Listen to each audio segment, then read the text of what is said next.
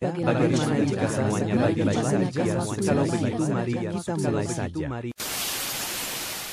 Assalamualaikum warahmatullahi wabarakatuh.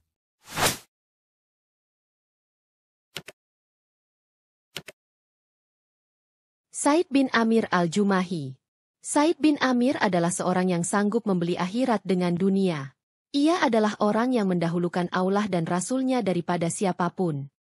Seorang pemuda bernama Said bin Amir al-Jumahi adalah salah satu dari ribuan orang mualaf yang datang dari daerah Tanim daerah luar, Mekah demi memenuhi undangan para pemuka Quraisy untuk menyaksikan pembunuhan Hubaib bin Adi salah seorang sahabat Muhammad setelah mereka berhasil menangkap Hubaib dengan cara menipunya. Jiwa muda dan kekuatan yang dimilikinya membuat Said mampu menerobos kumpulan manusia saat itu, sehingga ia dapat berdiri sejajar dengan para pemuka Quraisy seperti Abu Sufyan bin Harb, Safwan bin Umayyah dan lainnya yang menyaksikan pemandangan saat itu. Kesempatan itu membuat Said dapat melihat para tawanan suku Quraisy yang sedang terikat. Tangan para wanita, anak-anak dan pemuda mendorong tubuh Said masuk ke arena pembunuhan, di tempat para suku Quraisy melakukan balas dendam kepada Muhammad lewat diri Hubaib, dan sebagai balas dari para anggota suku Quraisy yang mati dalam Perang Badar. Saat kerumunan yang sesak itu sampai ke tempat pembunuhan dengan membawa tawanan, berdirilah pemuda yang bernama Said bin Amir al-Jumahi dengan tegaknya di hadapan Hubaib. Ia menyaksikan Hubaib berjalan ke arah kayu yang telah dipancangkan. Said mendengar suara Hubaib yang tenang di antara jeritan dan teriakan para wanita dan anak-anak. Hubaib berkata, "Dapatkah kalian mengizinkan aku untuk melakukan sholat 2 rakaat terlebih dahulu?" Said lalu memperhatikan Hubaib saat ia menghadap kiblat dan melakukan sholat 2 rakaat. Betapa bagus dan sempurna 2 rakaat sholat yang dikerjakannya. Said juga memperhatikan saat Hubaib menghadap para pemuka Quraisy seraya berkata, "Demi Allah, kalau kalian tidak menduga bahwa aku akan memperpanjang sholat karena merasa takut mati, pasti aku akan memperbanyak bilangan sholat tadi." Said menyaksikan kaumnya dengan kedua mata kepalanya saat mereka memotong bagian tubuh Hubaib yang masih hidup. Mereka memotong setiap bagian tubuh Hubaib sambil berkata kepadanya, "Apakah kau ingin Muhammad menggantikan posisimu ini dan engkau akan selamat karenanya?" Ia menjawab, padahal darah mengalir di sekujur tubuhnya, "Demi Allah, aku lebih suka menjadi pengaman dan meninggalkan istri dan anakku, daripada Muhammad ditusuk dengan duri." Maka semua manusia yang hadir saat itu mengacungkan tangan mereka ke langit, seraya berteriak sengit, "Bunuh dia, bunuh dia!" Lalu Said bin Amir menyaksikan dengan mata kepalanya sendiri bahwa Hubaib mengangkat pandangannya ke langit dari atas tiang kayu seraya berdoa.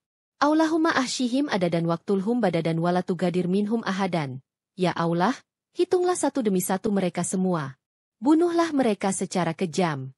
Janganlah kau sisakan satu orang pun dari mereka."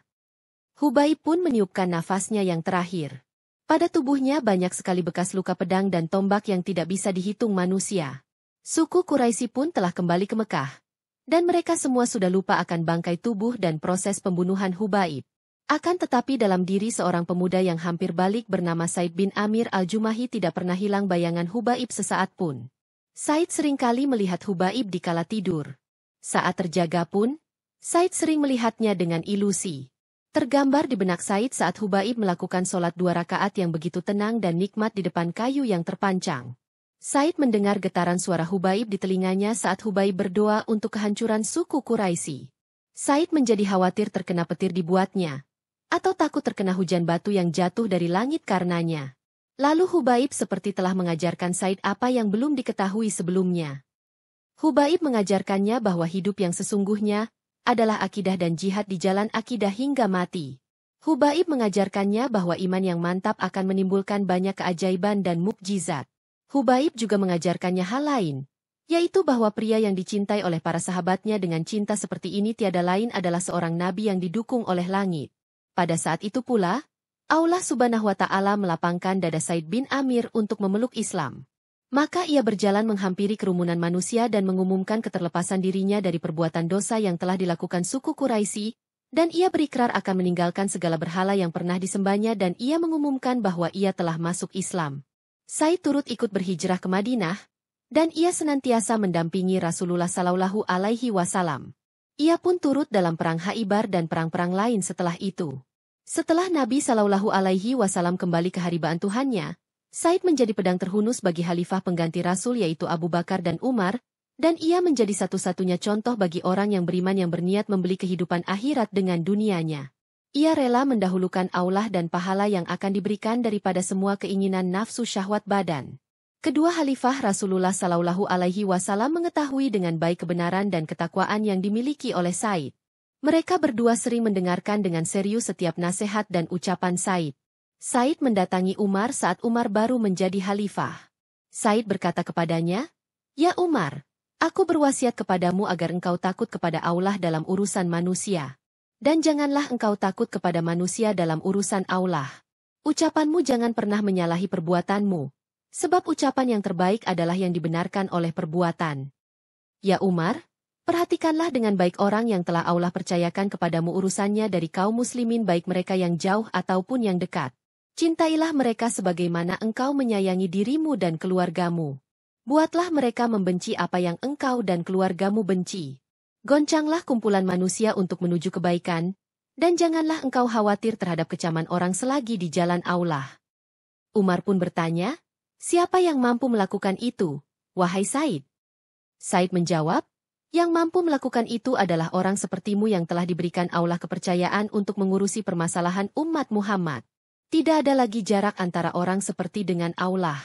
Sejurus kemudian Umar mengajak Said untuk menjadi salah seorang pembantunya seraya berkata, "Ya Said, kami mengangkatmu menjadi wali, gubernur, daerah Himyr." Said menjawab, "Ya Umar, demi Allah janganlah engkau menimpakan fitnah ujian padaku." Umar pun menjadi berang seraya berkata, "Celaka kalian meletakkan kepemimpinan ini di leherku, kemudian kalian mau lepas tangan dariku. Demi Allah, aku tidak akan membiarkanmu."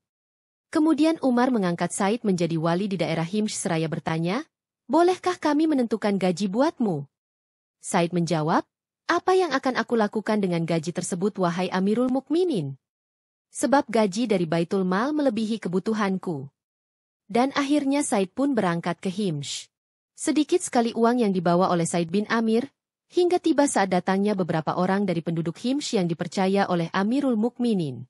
Amirul Mukminin berkata kepada mereka, "Tuliskan nama-nama orang miskin kalian sehingga dapat aku cukupkan kebutuhannya."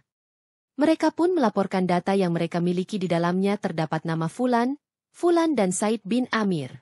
Umar bertanya kepada mereka, "Siapakah Said bin Amir ini?" Mereka menjawab, "Dia adalah pemimpin kami." Umar bertanya, "Pemimpin kalian termasuk orang fakir?" Mereka menjawab, "Benar. Demi Allah lama waktu berjalan namun di rumahnya tidak ada tungku api menyala." Maka meledaklah tangis Umar hingga air matanya membasahi janggut. Kemudian beliau mengumpulkan uang sebanyak 1.000 dinar dan ditaruhnya dalam sebuah ikatan seraya berkata, "Sampaikanlah salamku padanya dan katakan padanya bahwa Amirul Mukminin mengirimkan uang ini untukmu agar semua kebutuhanmu tercukupi." Datanglah utusan tadi kepada Said dengan barang bawaannya. Said melihat bungkusan itu dan ternyata di dalamnya terdapat banyak uang dinar.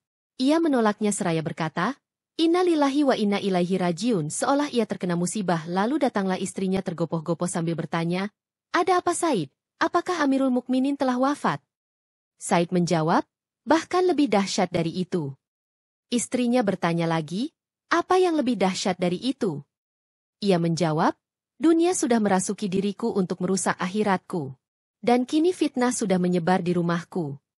Istrinya berkata, "Kalau begitu, campakkan saja hal itu," padahal istrinya tidak tahu tentang uang dinar tadi. Said bertanya, "Maukah kamu menolongku untuk melakukannya?" Istrinya menjawab, "Ya." Maka Said mengambil uang dinar tadi dan ia membaginya dalam beberapa bungkusan kemudian ia bagikan kepada kaum muslimin yang fakir.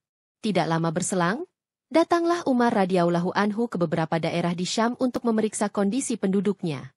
Saat ia tiba di Himyr dan daerah ini disebut Al-Quwaifah sebagai panggilan kecil bagi kota Kufah, dan untuk mempersamakan daerah Himyr dengan Kufah karena banyaknya penduduk yang mengeluhkan kinerja para pegawai dan wali di wilayah mereka sebagaimana yang sering terjadi di Kufah. Saat Umar tiba di sana, beberapa penduduk menghampiri Umar untuk memberikan sambutan terhadapnya.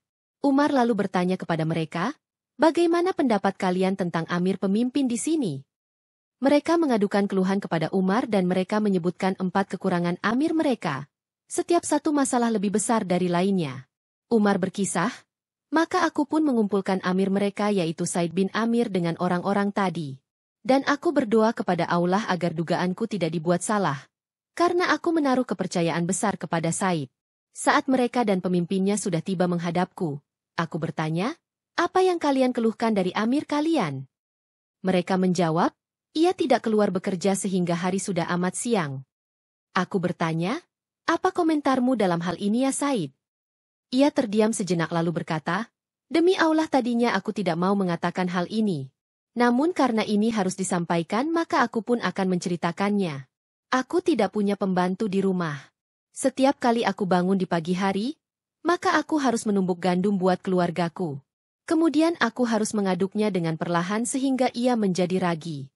Lalu aku buatkan roti untuk keluargaku. Kemudian aku berwudhu dan keluar untuk mengurusi permasalahan manusia. Umar bertanya, lalu apa lagi yang kalian keluhkan terhadapnya? Mereka menjawab, ia tidak mau melayani seorang pun pada waktu malam. Umar bertanya, apa komentarmu dalam hal ini, wahai Said?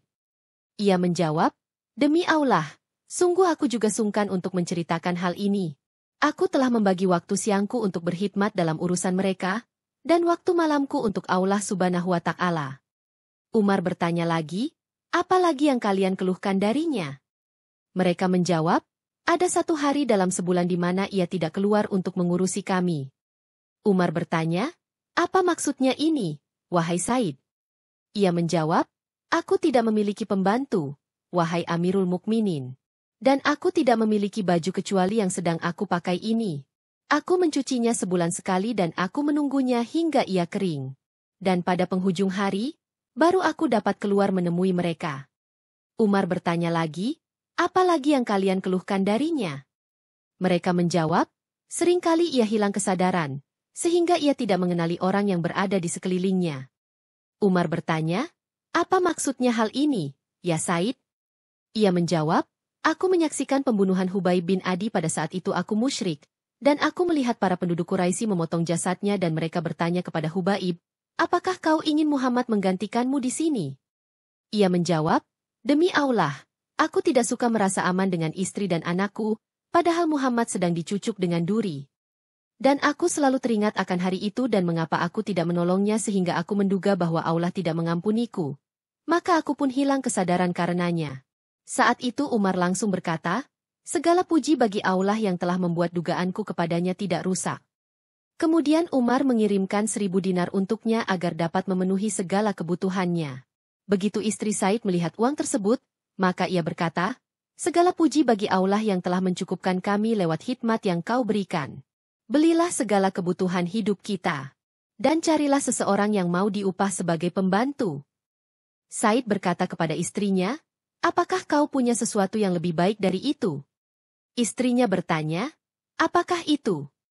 Said berujar, kita kembalikan lagi kepada orang yang membawanya, dan hal itu lebih kita butuhkan. Istrinya bertanya lagi, apakah itu? Ia menjawab, kita pinjamkan uang tersebut kepada Allah sebagai kardan hasanan, pinjaman yang baik. Istrinya menanggapi, benar, dan engkau akan dibalas dengan kebaikan karenanya. Setelah ia meninggalkan majlis maka ia membagikan uang dinar tersebut dalam beberapa bungkus dan ia berkata kepada salah seorang anggota keluarganya, bawalah ini kepada janda fulan, yatim fulan, si miskin fulan dan si fakir fulan. Semoga Allah meridak Said bin Amir al-Jumahi. Beliau adalah salah seorang sosok yang mampu mendahulukan kepentingan orang lain, meski ia berada dalam kondisi yang mendesak.